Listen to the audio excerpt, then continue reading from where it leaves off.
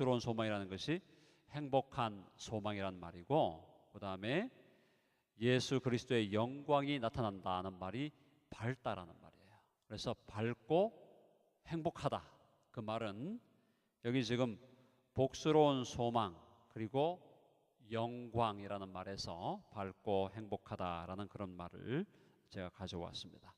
우리 지금 교환이 아마 우리 슬라이드 나오죠. 자, 거기 첫 번째 보면은 어둡고 두려운 종말론을 배격하라 이렇게 되어 있는데, 자, 여러분 종말론에 대해서 여러분이 얼마나 관심이 있는지는 제가 잘은 모르겠지만, 그래도 우리 신앙생활 하면서 종말론 하면은 여러분이 느끼는 느낌이 어떻습니까? 느낌이 종말론 하면은 많은 사람들이 생각할 때 두려운 느낌, 그죠? 좀 공포스러운 느낌, 좀 어두운 느낌, 그런 느낌이 많죠. 그러니까 종말론 그러면 종말론이 뭐 밝은 느낌이 든다거나 종말론이 행복한 느낌이 든다거나 이런 느낌이 드는 것보다는, 우리가 종말론이라는 말을 들을 때 우리의 마음속에 두려움, 공포, 어두움 이런 것들이 더 우리의 마음에 많은 연상이 되고 우리 느낌을 그렇게 받게 됩니다. 왜냐하면 종말 그러면은 우리가 보통 여러분 유튜브나 뭐 인터넷 이렇게 보면 지구가 멸망하고 뭐 핵폭탄이 터지고, 그죠? 그런 사건들이 많잖아요. 그런 것이 이제 종말에 대한 것으로 우리가 보통 생각을 하게 되고, 또 어떤 일이 벌어지면 종말이 일어나면은 여러분들이 이제 종말론에 대해서 관심이 좀 있으신 분들 중에는 뭐 666이라든가 뭐 적그리스도라든가, 과거에 오바마 정부가 정권을 잡았을 때 의료보험을 개혁하는 그런 법안이 있었는데, 의료보험을 개혁하는 그 법안에서 very chip이라는 게 있어요. very chip, verification chip이라는 그 칩을 사람의 몸에다가 심어서 그걸 통해서 사람들을 통제한다, 뭐 이런 얘기들도 나돌기도 하고, 또 프리메이슨, 그 다음에 일루미나티, 또 세계 정부, 다양한 그 종말에 관한 이야기들이 많이 있지 않습니까? 자, 그러다 보니까 종말론이라는 이야기를 들으면 왠지 모르게 우리의 마음속에 즐겁고 행복하고 기쁘기보다는 어떠냐? 종말론 하면은 좀 무섭고 두렵고 그러면서 좀 잘 모르겠고, 그죠? 그런 느낌 우리가 받게 됩니다. 그래서 거기 이제 1번에 보니까 혼돈과 혼란 속에 있는 이 세대의 종말론이다. 그래서 이 종말에 대해서 성경이 말하고 있는 그대로의 내용, 그죠? 성경이 말하고 있는 그대로의 종말론에 대해서 우리가 분명히 좀 알아야 되는데, 그게 지금 정확하게 정립이 안 된다 이 말이에요. 그리고 종말론에 대해서 너무나 혼돈이 많은 시대고, 오늘날 혼돈과 혼란이 많은 시대이기 때문에 여러분들이 이제 정말 성경이 종말에 대해서 뭘 얘기하는가, 종말에 대해서 성경이 도대체 무엇을 우리에게 얘기하고 우리가 무엇을 알기를 원하시는가, 성경이 우리에게 종말에 대해서 가르치는 바가 무엇인가, 이런 것들을 좀 정확하게 알 필요가 있다는 겁니다. 여러분 공감하세요? 이걸 정확하게 알아야 우리가 종말론의 혼란 상황과 혼돈 상황 때문에 우리가 딴 데로, 그죠? 새지가 않는 거예요. 그러니까 분명하게 성경이 우리에게 말하고 있는 게 무엇인지에 대해서 분명하게 우리가 알아야 된다는 겁니다. 자, 그래서 이번에 2박 3일 우리가 하게 되었습니다마는, 자, 여러분 지금 거기 다시 한번 보시면 혼돈과 혼란 속에 있는 이 시대의 종말론, 너무나 복잡한 상황이에요. 너무나 복잡한 상황이에요. 그래서 여러분들이 이제 종말론 상황 우리가 보면, 그래서 어떤 일이 벌어졌느냐, 거기 두 번째 보면은 한국 교회와 종말론의 트라우마 현상이 있다. 이게 지금 무슨 말인가 하면, 한국 교회가 그냥 우리 뭐 한국에 있는 교회뿐 아니라 우리 이민교회도 마찬가지인데, 종말론에 대해서 트라우마의 현상이 있다. 그게 뭐냐면 종말론에 대해서 한국 우리 교회는 큰 상처를 받았어요. 그러니까 종말론에 의해서 큰 어떤 그 상처와 아픔과 트라우마를 경험을 하게 되는 겁니다. 이제 그게 대표적인 것이 1992년도에 일어났죠. 1992년도에 여러분이 아시는 분도 있을 텐데 다미선교회라고 하는 단체가 일어나서 1992년 10월 28일 날 예수님이 다시 오신다는 그런 주장을 내세웠습니다. 그런 주장을 내세웠는데 그 주장을 듣고 수십만 명이 그 이야기를 따라다녔어요. 92년 10월 28일 날 예수님이 오신다고 그랬단 말이죠. 그래서 10월 28일 날 12시, 밤 12시에 예수님이 온다고 그랬는데 그렇게 해서 수십만 명이 그것을 따라갔는데 결국 어떻게 됐습니까? 10월 28일 날 예수님이 오신다는 그 예고는 틀린 것으로 결론이 나는 거예요. 자, 문제는 뭐냐면 92년 10월 28일 날 예수님이 오신다는 그 다미 선교에 빠진 사람들이 어떤 일을 벌였냐면은 직장을 다 정리하게 되고 남편은 10월 28일 날 예수님이 오신다고 믿는데 아내는 그걸 믿지 않으니까 남편과 아내가 이혼을 해버리고, 그죠? 그 다음에 하던 사업을 정리해서 헌금을 다 모아가지고 다미 선교에 다 바치고, 그래서 사업도 안 하고 직장 생활도 안 하고 어디로 간 거예요? 다미 선교회가 모여있는 집회소에 가가지고 하루 종일 거기서 살면서 먹으면서 거기서 합숙하면서 하루 종일을 보내면서 몇 달을 그렇게 보내는 사람들이 등장하게 된 거예요. 그러니까 이것은 단순히 어떤 교회의 혼란이 아니라 사회 전체가 혼란 속으로 빠져들어가는 거예요. 자, 그래서 92년도에 이제 그렇게 해가지고 다미 선교회에 빠져간 사람들이 몇만이 됐냐면은 그 인구가 약 수십만 명, 우리가 정확하게 알 수 없지만 한 20만 명에서 30만 명 정도가 다미 선교회와 관련되었다라는 겁니다. 자, 큰 혼란이 있었어요. 그런데 10월 28일 날 예수님이 오셨어요? 안 오셨죠. 자, 안 오시니까 이제 그 다음부터 얼마나 큰 혼란이 벌어지는 거예요. 그래서 수많은 사람들이 그것 때문에 어려움과 혼동을 겪게 되었습니다. 그래서 한국교회가 그 이후에는 종말론이라고 하면 트라우마가 생긴 거예요. 교회에서 종말론 얘기를 하지 마라. 종말론 얘기를 교회에서 하려고 하면 다 입을 닫게 하는 거예요. 왜 그런 복잡한 얘기를 지금 하려고 하느냐? 왜 지금 이렇게 혼란스러운 얘기를 하려고 하느냐?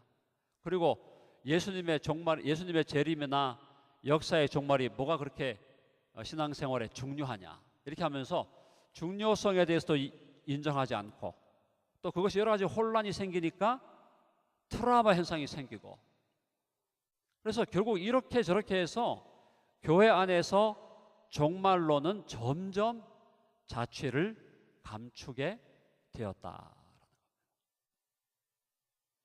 자, 그것이 우리 지금 한국교회와 이민교회가 처해 있는 지금 어려움이에요. 자, 그리고 여러분들이 교회사를 여러분 조금만 읽어보시면, 교회사가 이제 우리 예수님이 십자가에 죽으시고 부활하시고 승천하신 다음부터 지금까지 약 2000년의 교회사가 진행됐죠. 2000년 동안의 교회사 동안, 교회 역사 동안 수많은 이단들이 등장합니다. 이단들이 등장하죠. 여러분들이 알고 있는 이단들이 어떤 이단이 있을까요? 뭐 여호와의 증인, 또 안식교, 그죠? 몰몬교. 우리 한국에는 대표적인 이단이 어떤 이단이 있었죠? 통일교. 그다음에 박태선, 천부교라는 게 있었고. 자, 교회 역사 동안, 교회의 2000년 역사와 우리 한국교회 130년의 역사 동안에 나타난 이단들의 거의 80%에서 90%, 그러니까 나타난 이단들의 대부분이 무엇과 관련해서 나타났냐면은 종말론과 관련해서 나타났다 이 말이에요. 그러니까 이단들의 8, 90%가 종말론에 대해서 나타나고 요한계시록을 잘못 해석함으로 이단들이 나타나게 된다는 겁니다. 자, 그러니까 어떻게 해도 종말론에 대해서는 사실은 사람들이 두려운 마음이 많고 또 혼돈되는 마음이 많고 공포스러운 그런 느낌을 많이 받는데, 또 그 종말론의 영역에서 그렇게 많은 이단들이 등장을 하니까 하여튼 종말론에 대해서는 교회에서도 금기가 되고, 그걸 얘기하는 것이 좀 뭐라고 할까요? 얘기하는 게 좀, 그죠? 우리 조금 이렇게 우리가 콜로퀴얼하게 얘기할 때 좀 찝찝한 마음이 들고 뭔가 속 시원하지 않다 이 말이에요.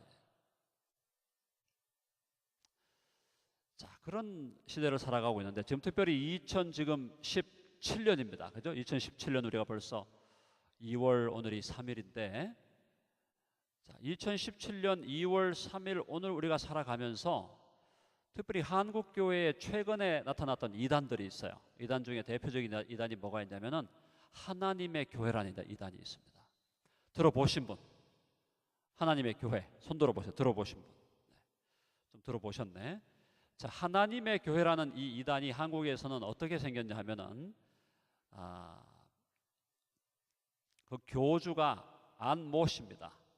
네, 제가 이름을 다 밝히기가 좀 곤란하지만 어쨌든 안모 씨가 등장을 해가지고 뭐라고 주장했냐면 자기가 재림주라고 주장을 했어요. 재림 예수다 내가. 자, 내가 재림 예수다라고 주장을 했는데, 그러니까 많은 사람들이 안모 씨를 따라다녔어요. 따라다녔는데 나중에 보니까 이 사람이 병들어 죽었습니다. 아니 자기가 재림 예수라 그러는 것도 이상한데 재림주라고 그랬으면 끝까지 살든지. 그죠? 병들어 죽었어요. 죽고 나니까 어떤 일이 벌어지냐면 이제 그 죽은 안모 씨의 부인이 있을 거 아닙니까? 부인이. 그죠? 부인은 장모 씨예요. 부인이 장모 씨인데 이 부인이 뭐라고 주장을 했냐면, 그러니까 이 안상 뭐 하는 이분은 자기가 재림주다 그러고 재림 예수라고 주장했는데 그 부인이 뭐라고 주장했냐면 내가 하나님 어머니다 그렇게 한 거예요.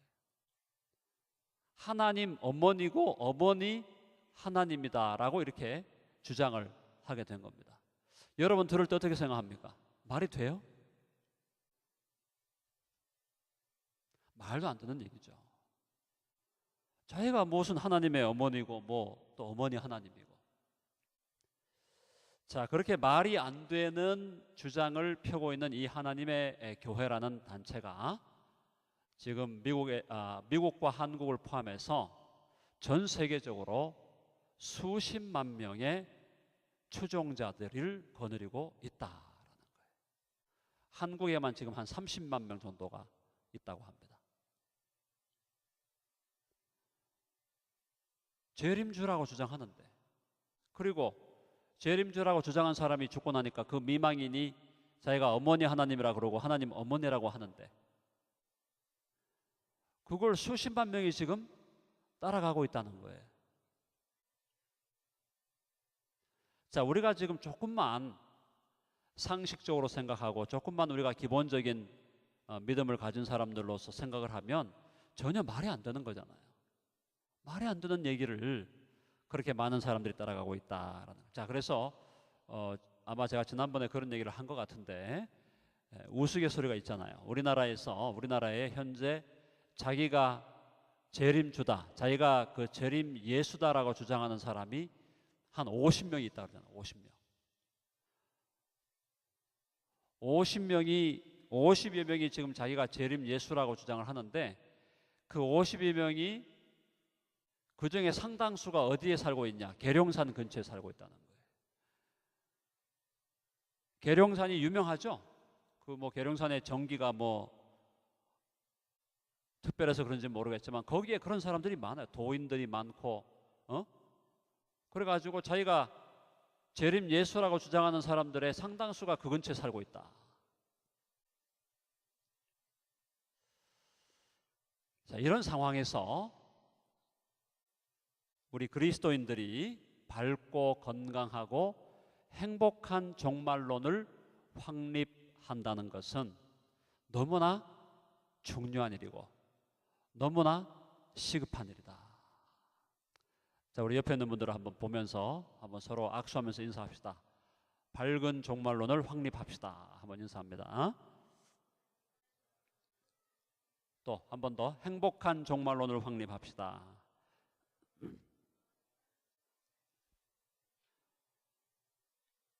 자, 밝고 행복한 종말론을 다른 말로 말하면 성경적인 종말론이에요. 성경이 종말에 대해서 뭘 얘기하는가? 종말에 대해서, 역사의 종말에 대해서, 그죠? 또 우주의 종말에 대해서, 예수님의 재림에 대해서 성경이 무엇을 말하는가를 우리가 분명하게 정립을 해야 된다. 그래야만 우리가 온갖 이단의 공격과 잘못된, 그죠? 잘못된 가르침과 잘못된 교사들로부터 우리를 지킬 수가 있다. 자, 우리 넘어가겠습니다. 자, 그러면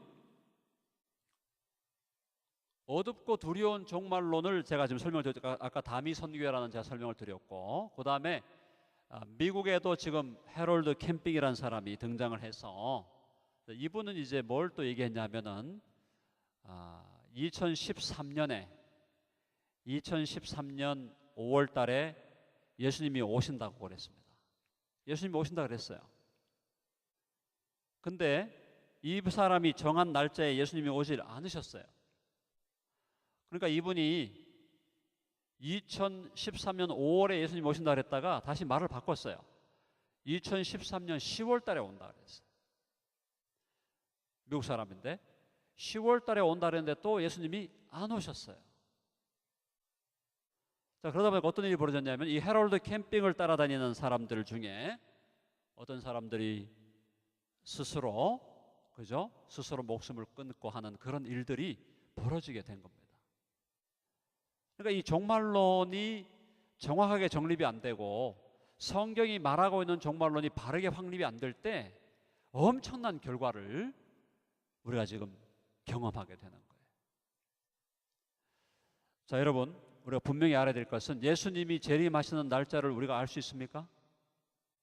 한번 해봅시다. 아무도 모른다. 예수님이 재림하는 날짜는 아무도 모릅니다.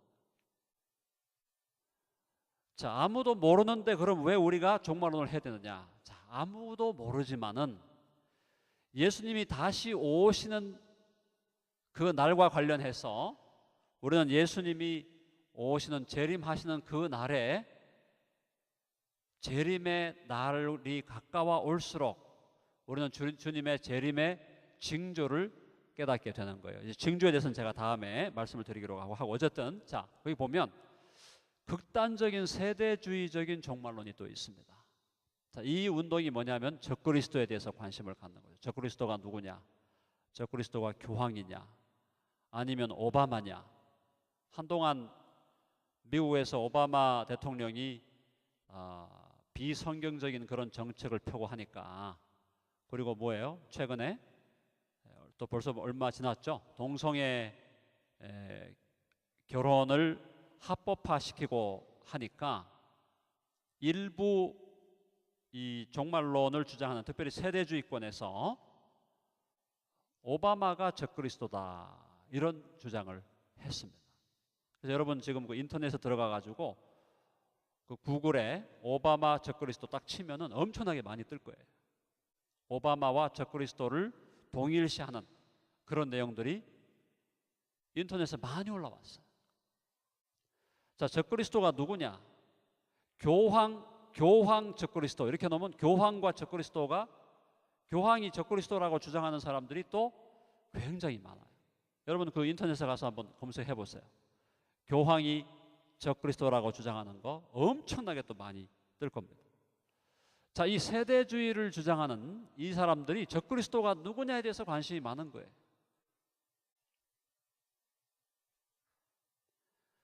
자, 요한계시록이 적그리스도에 대해서 이야기하고 있습니다. 요한계시록이 적그리스도에 대해서 얘기하고 있어요. 특별히 요한계시록 13장에 보면 적그리스도에 대해서 상당히 자세하게 그려주고 있어요. 그러나 종말론의 중심은 적그리스도가 아닙니다. 한번 해봅시다. 종말론의 중심은 적그리스도가 아니다. 적그리스도가 누구냐? 적그리스도가 교황이 될 것이냐? 아니면 오바마가 될 것이냐? 아니면 어떤 또 다른 또 어떤 경우에 어떤 주장이 있냐? 적그리스도는 유엔 사무총장이 될 거다. 그래가지고 얼마 전까지 뭐 반기문 사무총장이 적그리스도가 되는 거 아니냐? 이런 주장을 하는 사람도 나타났단 말이죠. 앞으로 누가 또 유엔의 사무총장이 될지 모르겠지만 그 사람이 적그리스도가 될 거다. 계속 그런 데만 관심을 갖는 거예요. 적그리스도가 누가 될 거냐? 그게 무슨 미국의 대통령이 또 어떤 오늘날 이번에 또 제가 보니까 트럼프가 이번에 그 대통령이 됐잖아요. 또 그 여러분 인터넷 보시면 트럼프가 적그리스도인가 또 있어요. 그게 또 상당히 또 나와 있어요.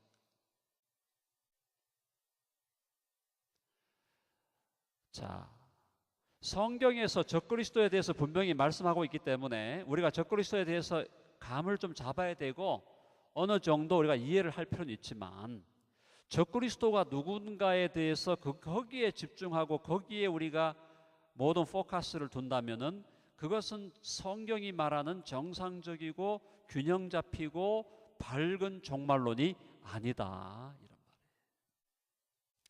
여러분 종말론의 중심은 누굽니까? 종말론의 중심은 누구예요? 한번 해보세요. 종말론의 중심은 예수님이다. 맞죠? 종말론의 중심은 예수님이에요. 종말론의 중심은 예수님이에요. 왜? 종말론이 뭐에 대한 거니까? 예수님이 다시 오시는 것에 대한 거니까. 그렇죠?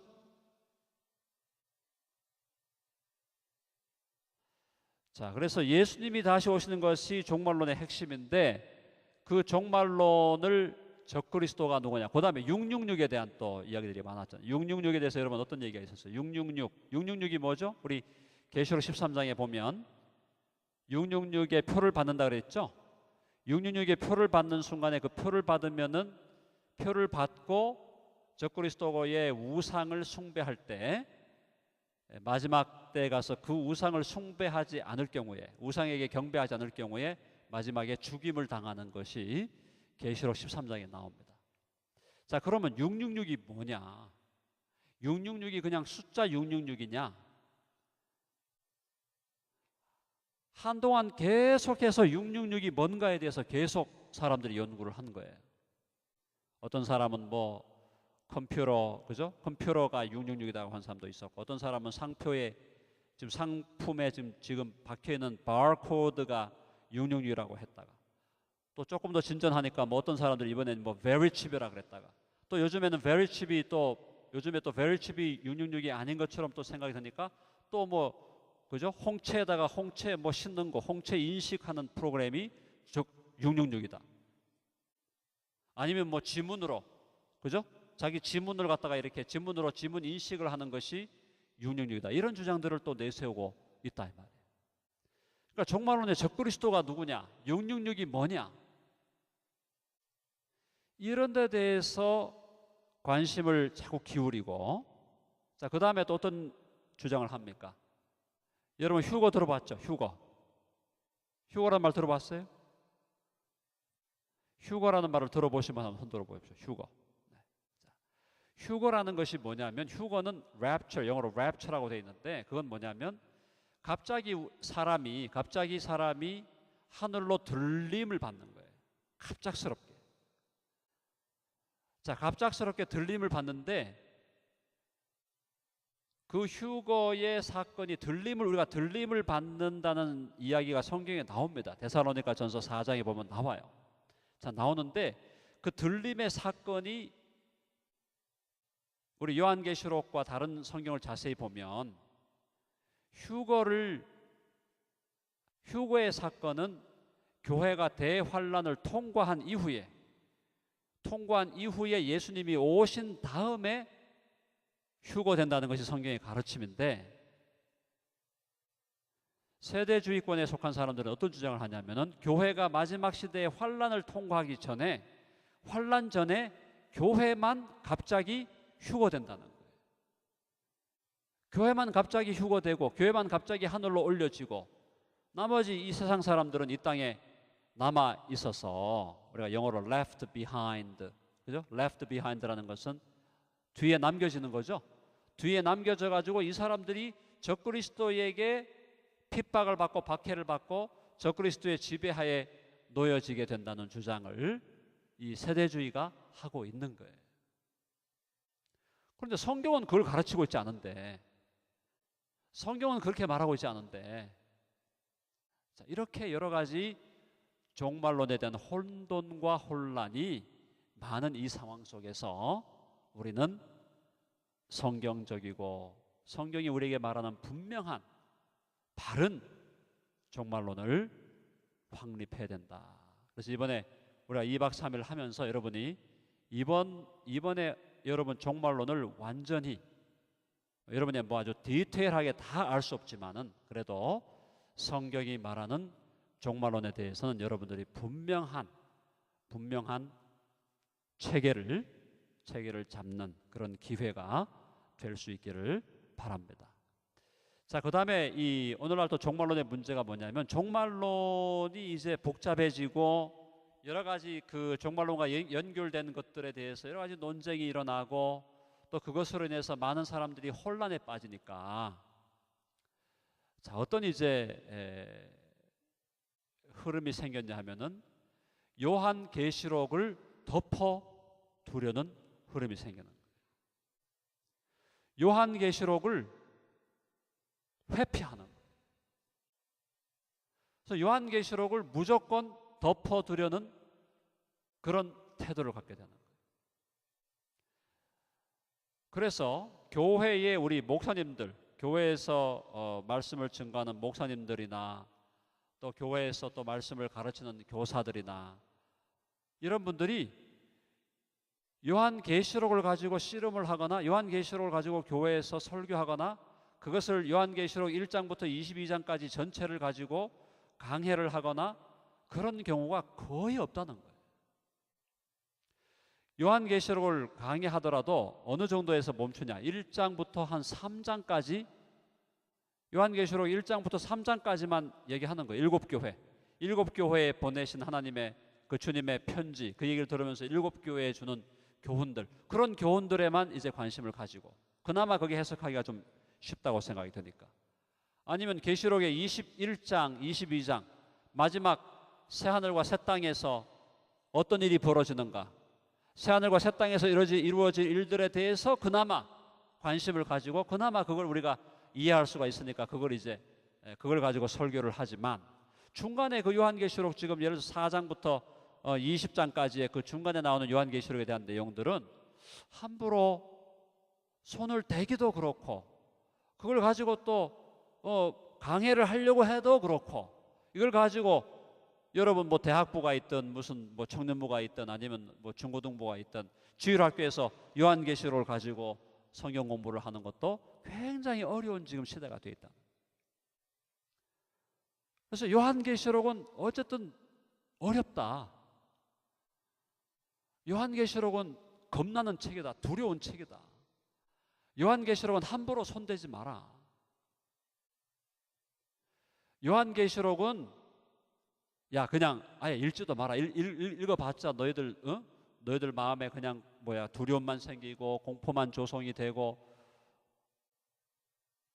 그래서 요한계시록은 어떻게 보면 성경 전체에서 가장 천대받는 책이 되어 버렸다. 자, 그러나 여러분 우리가 여기서 이해할 게 뭐냐면, 요한계시록을 두려운 책이라고 생각하게 하고, 요한계시록이 어려운 책이라고 생각하게 하고, 요한계시록은 공포를 자아내는 책이고, 요한계시록은 무조건 어려운 책이니까 요한계시록을 무조건 덮어놔라. 무조건 덮어라. 요한계시록에서 공부하는 것도 금하고, 성경 그것을 가지고 설교자가 단상에 서서 설교하는 것도 금하고, 요한계시록은 무조건 덮어라. 이런 식의 태도는 그야말로 무책임한 태도일 수밖에 없다. 그리고 왜 이런 일이 벌어졌냐? 왜 이런 일이 벌어졌냐면은 여러분, 요한계시록 20장에 가면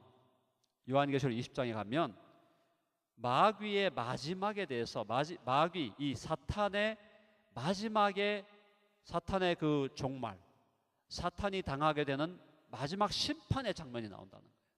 한번 가봅시다. 요한계시록 20장 한번 가볼까요? 요한계시록 20장. 자, 요한계시록 20장에 보면, 자, 20장 요한계시록 20장 10절 말씀이에요. 20장 10절 말씀. 20장 10절을 한번 여러분 다 성경 가지고 있으면 같이 한번 읽어보겠습니다. 같이 시작.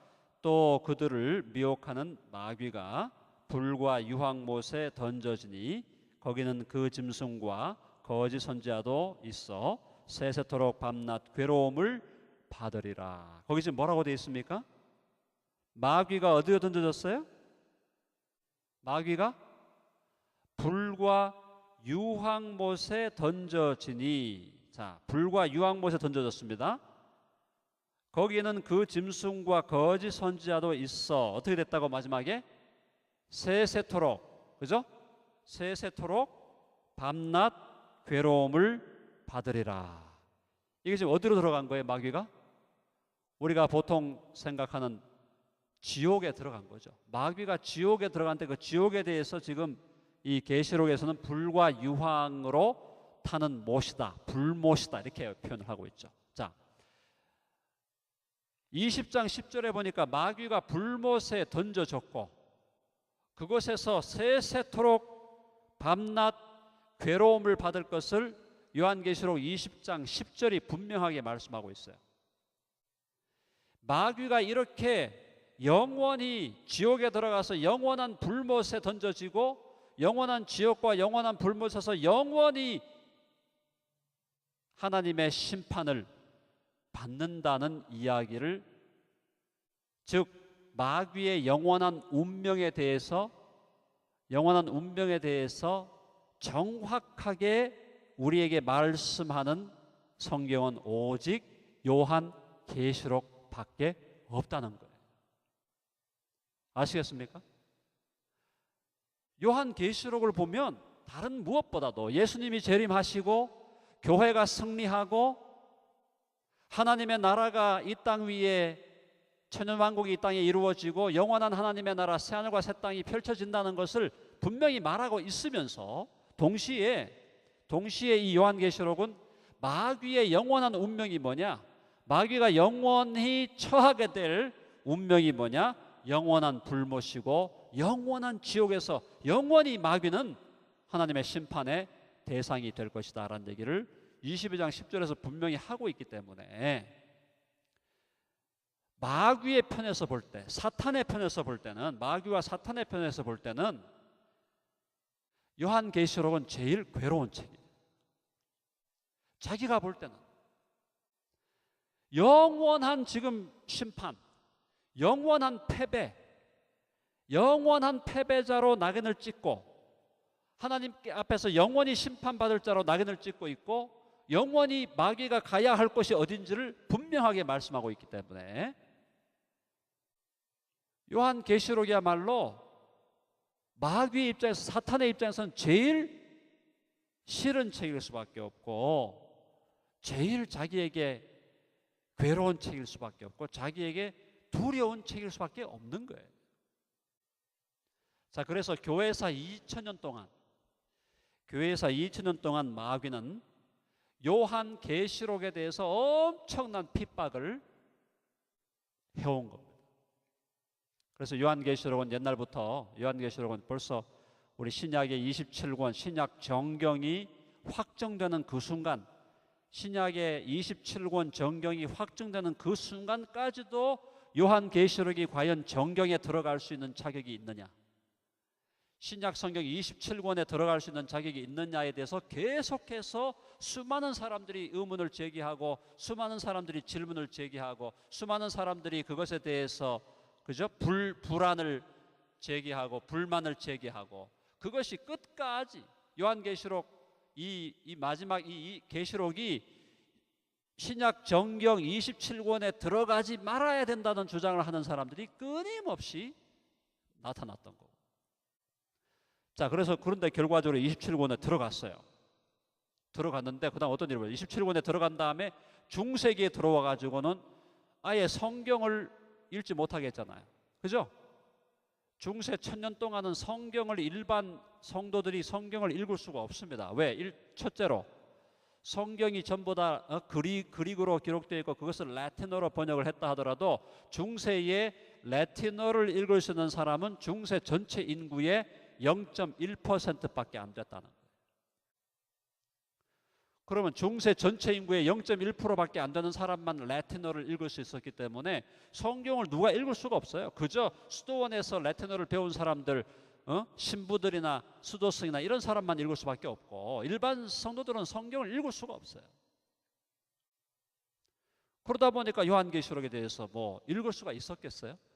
자, 그 다음에 종교개혁이 일어났습니다. 종교개혁. 올해가 지금 종교개혁 몇 주년이에요? 여러분 알고 있습니까? 올해가 종교개혁 500주년 기념되는 회잖아요. 1517년에 마틴 루터가 95개조 반박문을 위텐베르크 성당의 그 문 앞에 95개조 반박문을 내건 다음에 종교개혁이 일어나는데, 자, 종교개혁이 일어난 지 지금 500년이 됐는데 종교개혁 때에도 마르틴 루터가, 물론 우리 마르틴 루터 정말 제가 존경하는 신학자고 존경하는 신앙의 선배고 정말 위대한 분이죠. 자, 그럼에도 불구하고 루터가 뭐라고 했냐?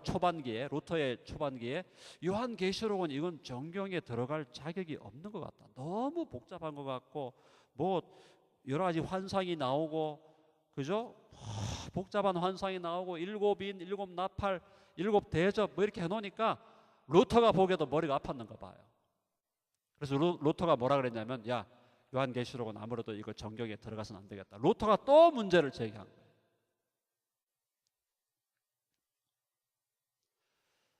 그러나 나중에 후기에 가서 루터가 그래도 요한계시록이 정경에 당연히 들어와야 된다, 이렇게 이제 주장을 하게 되고, 나중에 이제 존 캘빈이나 그 외에 이제 다른 이제 2세대 세컨드 제너레이션 2세대 개혁자들은 요한계시록에 대해서 더 이상 의문 제기를 하지 않고 요한계시록을 27권 정경으로 다 이제 받아들이게 되었죠. 그래서 이제 우리가 웨스트민스터 신앙고백, 웨스트민스터 컨페션에 보면은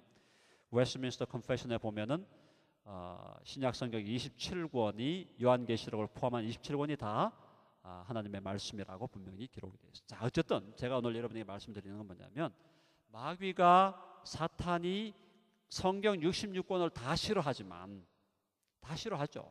마귀가 다 싫어하지만 그 중에서도 제일 싫어하는 성경이 있다면, 책이 있다면 그것은 요한계시록이다. 그러니까 끊임없이 공격을 하는 거예요. 요한계시록. 그래서 요한계시록에서 공격하고 그걸 통해서 이단들이 등장하고,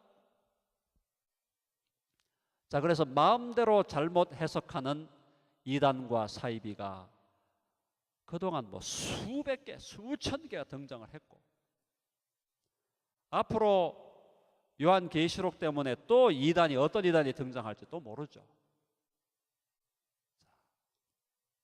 이런 상황에서 사랑하는 여러분, 우리는 밝고 행복한 종말론, 성경이 말하는 종말론을 반드시 분명하게 정립해야 된다라는 겁니다. 자, 넘어가 봅시다. 자, 그러면 왜 밝고 행복한 종말론인가? 왜 그러면 우리가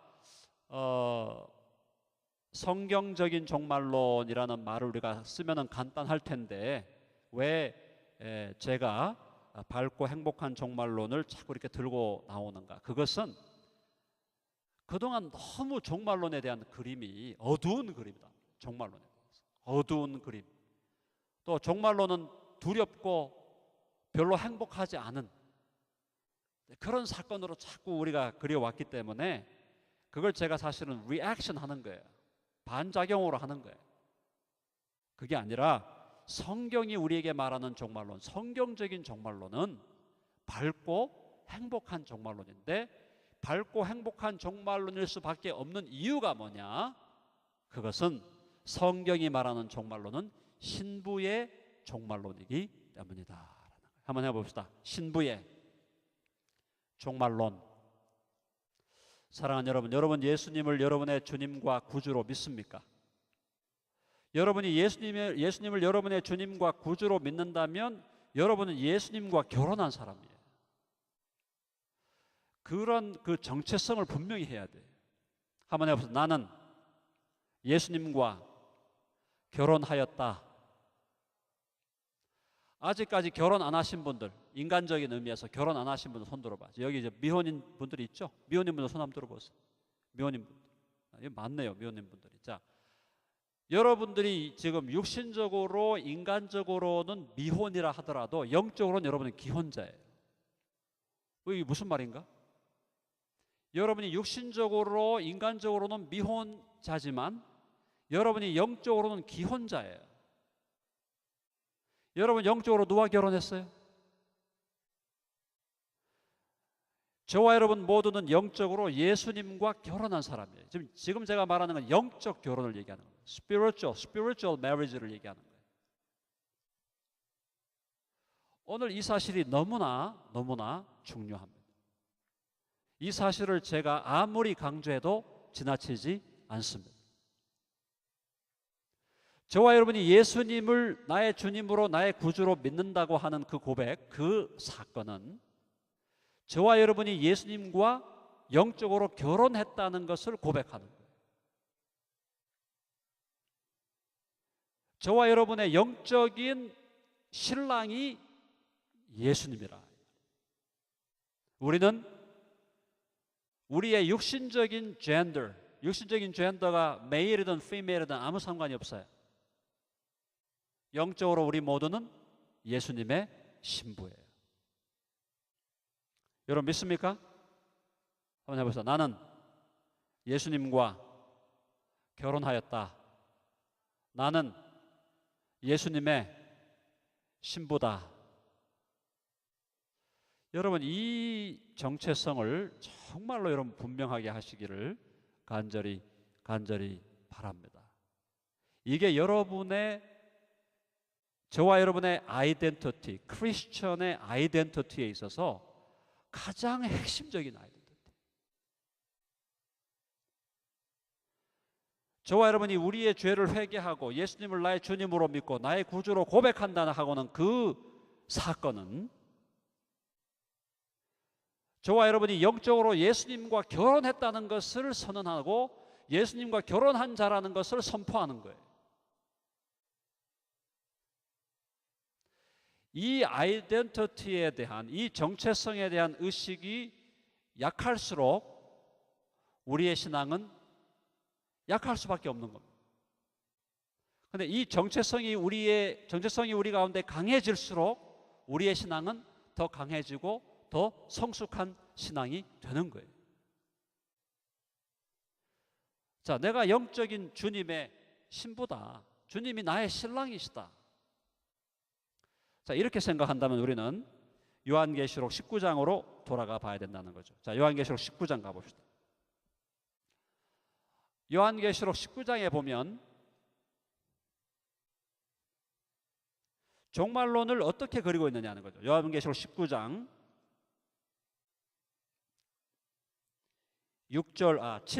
7절부터 9절까지 세 절만 보겠습니다. 자세히 보려면 다 봐야 되지만, 자, 요한계시록 19장 7절로 9절까지 세 절을 같이 봅니다. 요한계시록 19장 7절로 9절까지. 자, 읽어봅시다. 다 같이 시작. 우리가 즐거워하고 크게 기뻐하며 그에게 영광을 돌리세. 어린 양의 혼인 기약이 이르렀고 그의 아내가 자신을 준비하였으므로 그에게 빛나고 깨끗한 세마포 옷을 입도록 허락하셨으니 이 세마포 옷은 성도들의 옳은 행실이로다 하더라. 천사가 내게 말하기를 기록하라. 어린 양의 혼인 잔치에 청함을 받은 자들은 복이 있도다 하고 또 내게 말하되 이것은 하나님의 참되신 말씀이라 하기로. 자, 거기 지금 요한계시록 19장은 재림장입니다. 재림에 대한 말씀을 하고 있어요. 자, 19장이 재림장인데 재림에 대해서 말씀하면서 지금 뭐라고 말씀하고 있냐면은 우리가 즐거워하고 크게 기뻐하며 그에게 영광을 돌리세. 어린 양의 혼인 기약이 이르렀고 그의 아내가 자신을 준비하였다라고 말씀하고 있어요. 그러니까 예수님의 재림의 날은 신랑 되신 예수님과 신부인 우리 교회가 결혼식을 하는 날이다. 여러분 믿으시기를 바랍니다. 저와 여러분이 예수님을 믿을 때에 예수님은 우리의 영혼 안에 들어와 계시죠. 사실은 그때 영적인 의미로 볼 때 그때 우리가 그리스도와 연합하는 건 맞아요. 연합하는 것도 맞지만 영적으로 주님과 우리가 연합하지만 사실은 우리가 이걸 결혼식으로 비유한다면 여전히 약혼 관계예요.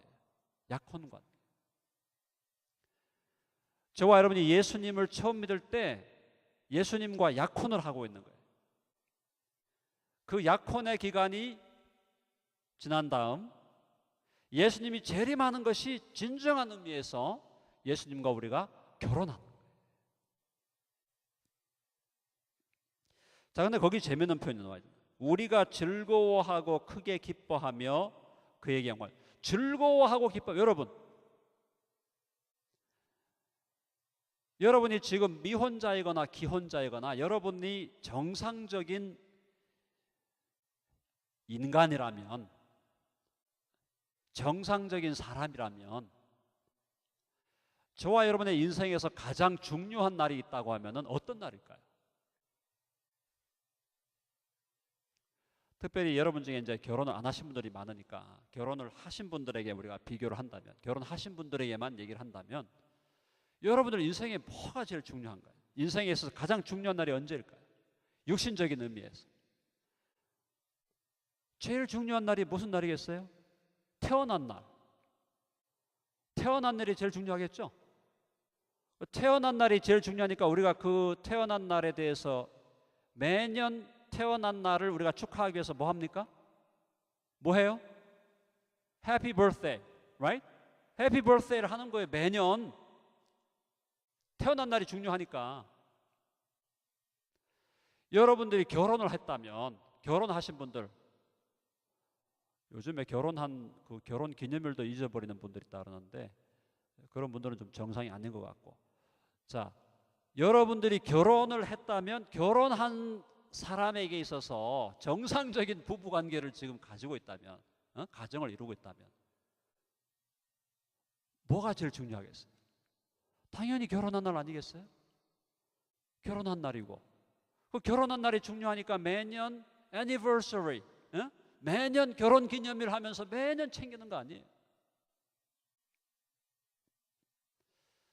자, 인간적으로 생각해도 그 사람이 결혼을 했다는 것은 그 사람의 인생에 가장 사실은 중요한 사건이죠. 가장 중요한 사건이에요. 결혼 안 하고 평생을 살아갈 수 있습니다. 하나님께서 은사를 주시면 독신으로 살 수 있고 독신으로 살아도 얼마든지 행복할 수 있어요. 그걸 제가 지금 문제 삼는 게 아니고, 자, 결혼을 하게 되었다. 결혼을 일단 하게 됐다면 그 사람에게 있어서 그 사람의 인생은 결혼이 제일 중요한 날이 되는 거예요. 맞습니까? 결혼하신 분들 손 들어. 결혼하신 분들. 자, 똑같은 겁니다. 영적으로도 똑같은 거예요. 영적으로도 저와 여러분이 처음으로 예수님을 믿는 순간, 처음으로 예수님을 나의 주님과 구주로 믿는 순간, 우리는 그것은 영적으로 주님과 연합하지만 여전히 아직은 큰 그림에서 볼 때는 약혼 단계예요. 왜? 아직 우리가 예수님을 눈으로 본 적이 없어요. 영적으로만 하나 됐고 눈으로 보이지 아니하는 예수님이 우리 안에 들어와 계시고 믿음으로 예수님이 우리 안에 계시다는 걸 우리는 믿기 때문에 예수님과 영적인 교제를 하는 거지, 실제로 우리가 눈으로 예수님을 본 것도 아니고 손으로 예수님을 만진 것도 아니고 예수님을 한 번도 껴안아 본 적도 없고 포옹한 적도 없고. 무슨 얘기냐? 내가 정말 처음으로 예수 그리스도를 믿을 때에 그것은 영적인 의미에서 약혼이지 진정한 결혼의 완성이 아니라는 거예요. 결혼의 완성, 주님과의 영적인 의미에서 결혼의 완성은 주님이 재림하셔야 된다. 재림하시면 무슨 일이 벌어집니까? 재림할 때 어떤 일이 벌어져요? 재림할 때 우리는 어떻게 되느냐? 예수님을 우리 눈으로 보게 됩니다. 예수님을 우리 눈으로 보게 되고 예수님을 우리 손으로 만지게 되고 그분을 얼굴과 얼굴을 대하여 만나서 대화하게 되는 거예요. 교제하게 되는 거예요. 그러므로 저와 여러분이 진정한 의미에서 그리스도인이라면 그리스도인에게 있어서 가장 중요한 날은 아직 오지 않은 겁니다.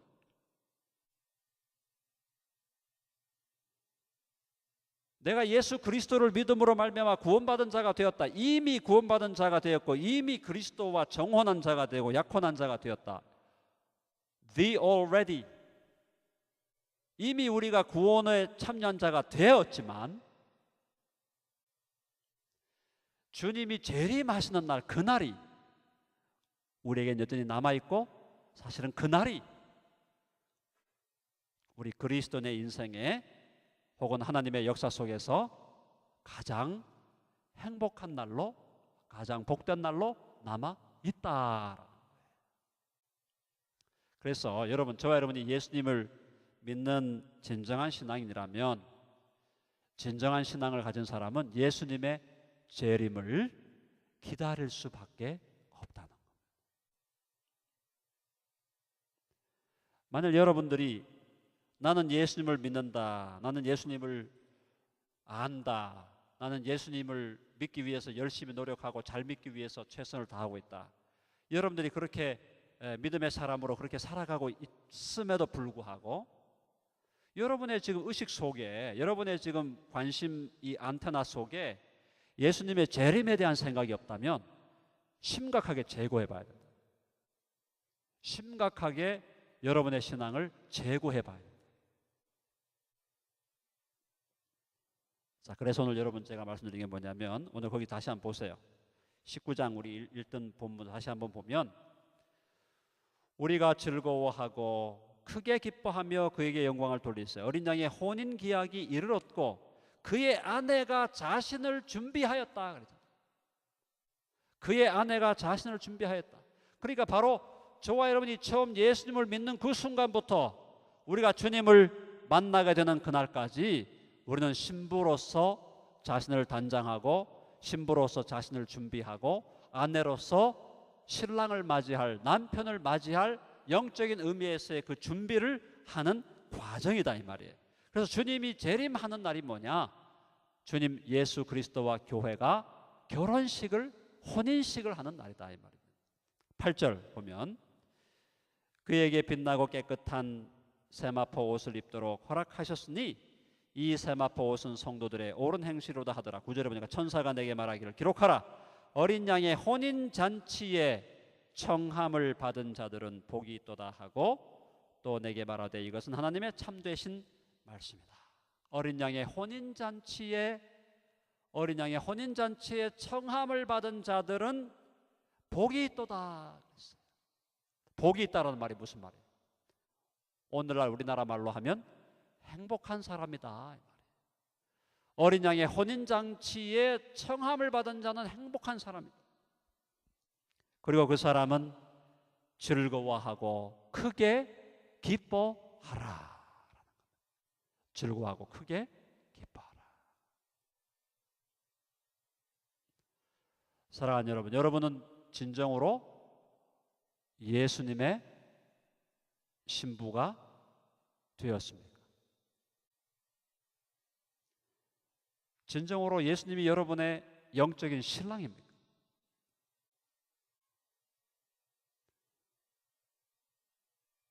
여러분이 인간적으로 지금 결혼을 했던 한 사람이든 안 한 사람이든 미혼자든 기혼자든 관계없이 모든 그리스도인들은 예수님을 신랑으로 남편으로 모신 사람들. 그러면서 그들은 예수님이 다시 오실 날을 기다리고 있는 거예요.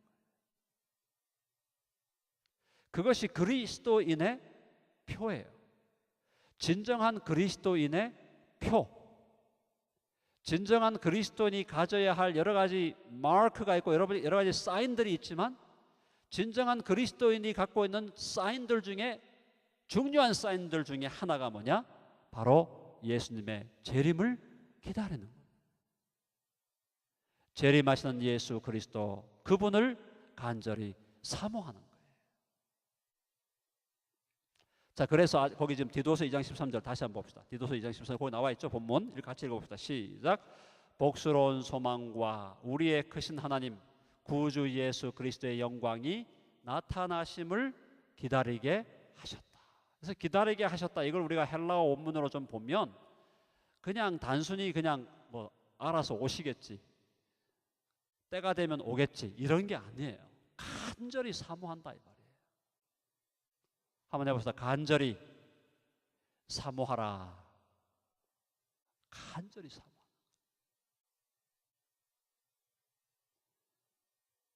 왜? 예수님이 아니고는, 예수님이 다시 오셔야만, 예수님이 재림하셔야만 악한 마귀가 심판을 받고 이 죄악된 세상이 하나님의 심판을 받고, 악한 자들이 잘되던, 승승장구하며 잘되던 악한 자들, 불의한 자들이 하나님의 심판을 받게 되는 것이죠. 예수님을 믿는 것 때문에 고난당하고 핍박당하고 능력을 당했던 우리들의 눈물이 주님 안에서 씻겨지는 것이고, 주님이 다시 오셔야만 우리의 마음에 주님을 기다리면서 믿음을 신실하게 지키려고 하다가 우리의 마음에 상처가 있었고 아픔이 있었고 고난이 있었던 것이 주님이 다시 오실 때에 우리를 진정한 의미에서 위로해 주시고 우리를 잘했다고 칭찬하시고 우리를 상 주시는 그날이기 때문에, 주님이 다시 오셔야만 이 세상에 있는 온갖 불의함과 모든 부정의함과 모든 부조리와 모든 더러운 것들이 정리되는 거기 때문에, 교회를 핍박하고 교회를 욕하고 교회를 능욕하고 교회를 능멸하며 교회를 짓밟았던 사람들이 하나님의 영원한 심판에 처해지는 날이기 때문에, 하나님이 없다고 하는 자들, 하나님이 어디 있느냐, 내 하나님이 어디 있느냐 내 눈에 보이게 해주면 내가 믿겠다,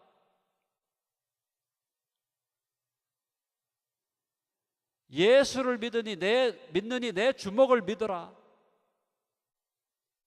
교회에 대해서, 기독교에 대해서 개독교라고 부르고 목사님들을 먹사라고 부르고 목사를 넘어가고 목내기라고 요즘 부르요. 목사 쓰레기라고 부르고 그리스도인들에 대해서 물에 빠지면 입만 살아 둥둥 떠는 입만 살아가 둥둥 떤다는 그런 소리를 하고 다니고, 기독교와 교회에 대한, 물론 우리가 잘못하고 있는 부분들이 없다는 건 아니에요. 잘못한 부분들에 대해서는 지적을 받아야 되죠. 그래서 정당하게 교회가 하고 있는 일들에 대해서도 계속 끊임없이 그것에 대해서 욕하고 비난하고 핍박하는 그 모든 세력들에 대해서 하나님의 공의로운 심판이 행해지는 날, 그날이 주님의 재림의 날이다. 자, 그러니까 다시 말하면 여러분, 오늘 이걸 제가 여러분들에게 아무리 강조도 지나치잖아요. 그게 뭐냐면, 진정으로 내가 예수님을 믿고 주님께서 우리에게 가라고 하는 좁은 길을 가고 좁고 협착한 길을 가고 좁은 문으로 들어가고 그리스도를 따라가기 위해서 자기를 날마다 부인하고 자기 십자가를 지고 가는 진정한 크리스찬이라면, 진짜 그리스도인이라면 그 사람은 반드시 재림을 기다리게 되어 있다. 예수님의 재림을 기다리고 있다. 그걸 거꾸로 이야기하면, 내가 아직도 예수님의 재림에 대해서 별 관심이 없고 예수님이 재림하든 안 하든 상관이 없고 재림하고 안 하고 그게 내게서 뭐가 거기서 내게 중요하냐? 나는 내게 아무런 의미가 없다. 나는 오늘 여기서 그냥 내가 어떻게 하든지 잘 먹고 잘 사는 게 중요하고, 무슨 잡을 잡아서든지 어떻게 하든지 내가 이 땅에서 사람 노릇하는 게 중요하다라고만 여러분들이 생각하고 있다면 여러분들은 진정한 크리스찬이 아니에요. 여러분 여기 모여가지고 3, 40명씩 모여서 말씀을 듣고 있지만 여러분들의 정말 심령 속에서 예수님의 재림, 예수님이 정말 나의 신랑이시고 예수님이 나의 신랑 되신 그분이 다시 오신다고 하셨으므로 그분에 대해서 나는 지금도 기다리고 간절히 사모하겠다는 마음이 없다면 여러분은 예수님의 신부가 아니다 이 말이에요.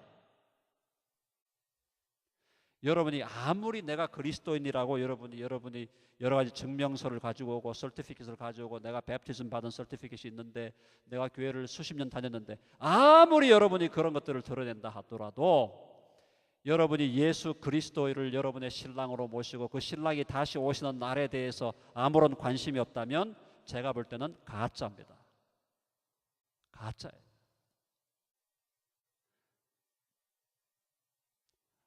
자, 그래서 예수님의 재림에 대해서 우리가 진정한 크리스천이라면 반드시 관심을 가져야 되는데, 그 관심을 가져야 되는데도 불구하고 그 관심을 갖게 되는 것이 너무나 그동안 흐려지고 자꾸 두려운 그림을 그리고 어두운 그림을 그리고 혼란스러운 얘기만 하고 정작 우리가 들어야 될 이야기는 제대로 듣지 못하는 그런 시대가 되었기 때문에 이 시대를 향해서 성경적인 종말론을 정립하고 밝은 종말론을 정립하고 행복한 종말론을 정립해야 된다. 그것을 제가 부족하지만 그걸 지금 주장하려고 이렇게 다니는 거다 이 말입니다. 여러분들에게 와서 말씀도 전하고 또 지금 다른 데가 또 예약이 돼 있고 약속이 돼 있고. 사랑하는 여러분, 여러분들이 주님의 재림에 대해서 이번 기회를 통해서 분명하게 딴 건 몰라도 역사의 종말과 주님의 재림에 대한 분명한 성경적인 시각을 확립하는 그런 시간 될 수 있기를 바랍니다. 그리고 복스러운 소망이라고 했잖아요. 복스러운 소망, 행복한 소망, 그리고 그리스도의 영광이 나타나는 날이에요. 영광이 무슨 날이에요? 영광이 어두운 겁니까? 그리스도의 영광이 나타나는 날이 어두운 날이겠어요? 밝은 날이겠어요? 밝은 날이죠. 그러니까 주님의 재림은 밝고 행복한 소망일 수밖에 없다. 한번 해보세요. 밝고 행복한 종말론. 한 번 더. 나는 예수님과 결혼하였다. 옆에 있는 분들한테 한번 인사합니다. 당신은 예수님과 결혼했습니까? 자, 하나만 더 넘겨봅시다.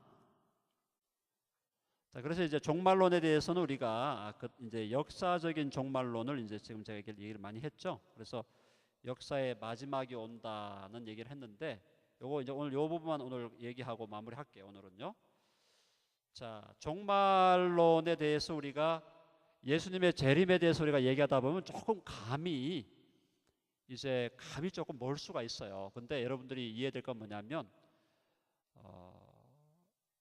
예수님이 다시 오실 때에 우리가 예수님을 만나게 되는 경우가 분명히 있지만, 만일 예수님이 다시 오시기 전에 우리가 먼저 이 땅을 떠날 수도 있는 거단 말이죠.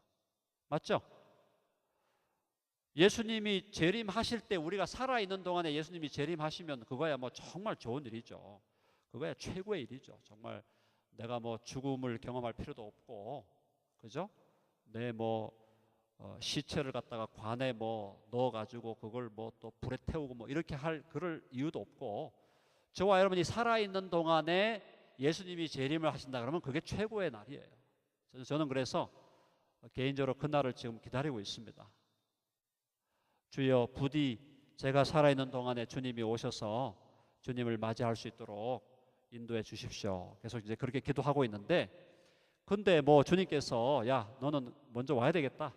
내가 예수님이 다시 오시기 전에 너를 먼저 내가 좀 불러야 되겠다 이렇게 하신다면은 가야 되는 거죠. 그죠? 자, 그렇게 가는 거를 뭐라고 부르느냐? 거기 나와 있잖아. 해봅시다. 개인적 종말론. 그래서 개인적인 종말론은 바로 주님이 다시 오시기 전에 나를 먼저 부르신다면 그때는 가야 된다. 그래서 바로 그걸 우리가 이제 죽음이라고 얘기하죠. 개인적인 종말론, 죽음. 그래서 여러분 죽음에 대해서 성경은 세 가지로 얘기합니다. 육체적인 생물학적인 죽음이 있고, 요건 이제 영혼과 육체가 분리되는 거죠. 그다음에 영적 죽음은 아담과 하와가 하나님 앞에 범죄하고 타락함으로 죄로 인하여 영이 죽어버려요. 영이 생명력을 상실하고 영이 죽어버림으로 말미암아 아담과 하와와 하나님과의 관계가 깨어져 버렸어요. 그게 영적인 죽음. 육체적으로는 살아있더라도 영적으로는 다 죽어있는 상태. 영원한 죽음은 뭡니까? 영원한 죽음은 예수님을 믿지 않는 사람들이 부활해서 영원한 불못으로 들어가서 하나님과 영원히 분리되는 게 영원한 죽음이에요. 그게 이제 개인적인 종말론인데. 자, 그래서 죽음 이후에 우리가 지금 죽고 나면은, 지금 여러분들이 여기서 만약에 누군가 죽고 나면 우리가 어떻게 되냐? 예수님을 믿는 사람이 죽고 나면 어디로 가냐면은 낙원으로 가는 거예요. 낙원으로 가는데, 낙원으로 갈 때 어떻게 가냐? 이 몸은 썩어지잖아요. 그러니까 이 몸은 썩어지니까 우리 영혼으로만 낙원으로 가는 거예요. 그래서 영혼으로만 낙원으로 가서 낙원에서 예수님과 우리가 만나서 영적인 교제를 누리다가 우리 육신이 이제 부활하게 되면 그때 다시 우리 육신과 우리 영혼이 결합을 해서 완전한 부활체가 되는 겁니다.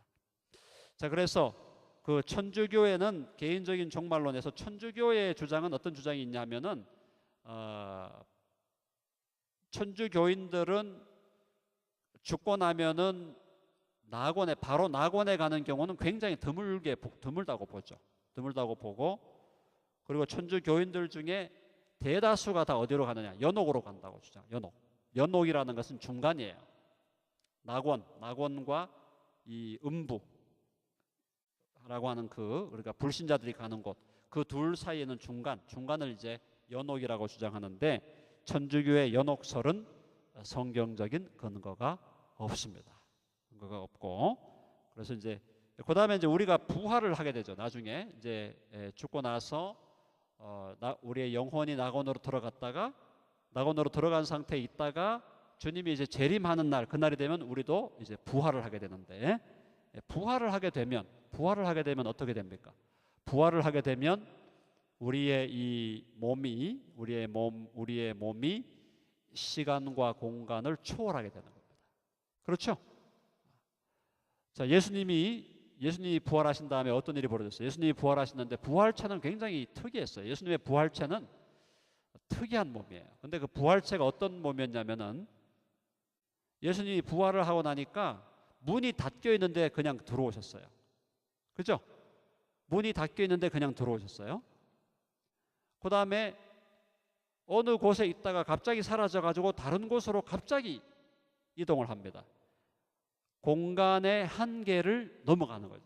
시간과 공간의 한계를 초월해버려요. 자, 그런데 부활한 몸이 또 재밌는 것은, 부활한 몸으로 음식을 먹어요.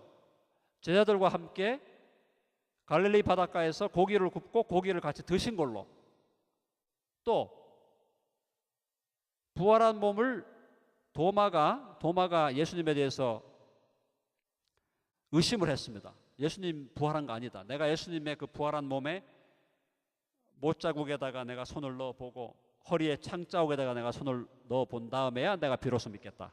그렇게 얘기하니까 예수님께서 만져보라 그랬잖아요. 만져보라고 해서 도마가 이제 만져보고 하는데, 바로 예수님의 부활한 몸은 만져볼 수 있는 몸이었다는 거예요. 만져볼 수 있는 몸. 그러니까 이 몸이 아주 신비한 몸이 되는 겁니다. 그래서 부활체, 영원한 몸이 되는데 시공간을 초월하고, 그러면서도 물질성이 있는, 육체성이 있는 몸이 되는 거예요. 아주 놀라운 몸이 되는데, 바로 그것이 이제 우리가 나중에 부활하게 되면 그런 몸을 가지게 된다는 겁니다. 자, 마지막 하나만 더 끝나겠습니다. 시간 많이 갔어요. 자, 우주적인 종말론. 자, 역사적 우주적 종말론에서 이제 다음 시간 내일 우리가 다루게 될 주제가 바로 거기 나오는 대로 재림의 징조, 또 재림의 징조, 대환란과 적그리스도, 그다음에 예수님의 재림 이후의 천년왕국, 최후의 백보자 심판, 영원한 새하늘과 새 땅, 이런 주제들을 내일 역사적 우주적 종말론, 그러니까 개인적인 종말론은 우리가 죽는 거, 죽음 이후의 세계, 또 부활에 대한 것을 얘기했다면, 역사적 우주적인 종말론은 재림의 징조와 예수님의 재림과 그 이후에 일어나는 천년왕국, 또 최후의 백보자 심판, 영원한 새하늘과 새 땅, 이런 주제들을 다루게 되는데, 내일 이제 토요일 날 내일 오후 시간하고 저녁 시간에 요 주제들에 대해서 여러분들에게 구체적으로 더 좀 자세하게 말씀을 드리도록 하겠습니다. 자, 이제 말씀을 마무리합니다. 종말론이 그동안 많은 오해를 받았습니다. 어두운 종말론, 두려운 종말론이 지배적인 이 상황 속에서 우리는 성경적인 종말론을 회복해야 되는데, 성경적인 종말론은 밝고 행복한 종말론. 해봅시다. 성경적인 종말론은 밝고 행복한 종말론이다. 그 종말론을 끌고 가는 견인하는 기관차는 내가 예수님과 결혼했다는 것을 깨닫는 거예요. 내가 예수님의 신부라는 자의식을 갖는 거. 내가 예수님과 영적으로 약혼해서 결혼식을 기다리고 있는 영적인 신부와 아내라는 정체성을 확인하는 거. 그것을 확인한다면 반드시 예수님의 재림을 기다릴 수밖에 없다는 거. 그래서 주님의 재림을 행복한 마음으로, 또 밝은 마음으로, 또 간절한 마음으로 기대하며 소망하면서 주님 다시 오실 때 그 주님 앞에 설 나 자신을 준비하는 거룩하고 순결하고 깨끗한, 정말 주님께서 나를 보실 때 신부가 신랑과 결혼하는 날 신부 단장을 얼마나 합니까? 그죠? 여러분, 결혼 안 해보신 분들 잘 모르겠지만 정말 신부가 신랑과 결혼하는 그날을 준비하기 위해서 얼마나 준비를 하겠어요. 그런 간절한 마음이 우리의 영적인 신랑 되신 주님을 기다리는 마음이어야 된다라는 겁니다. 여러분이 그런 마음으로 행복한 종말론을 이번에 정립할 수 있기를 간절히 바랍니다. 자, 기도.